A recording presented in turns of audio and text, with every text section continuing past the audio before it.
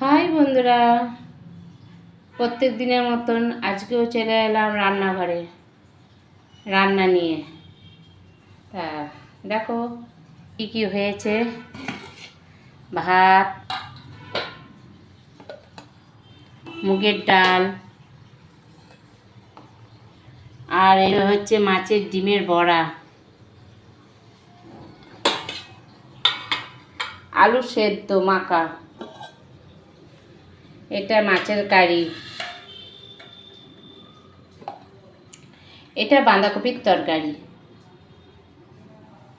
তা বন্ধুরা, বাঁধাকপির তরকারি, ভাত, ডাল, মাছ, আলু সানা আর মাছের ডিমের বড়া। আর কি চাই বলো? কেমন হয়েছে বন্ধুরা? ভালো হয়েছে তো? সবাইকে জানাই শুভ দুপুর।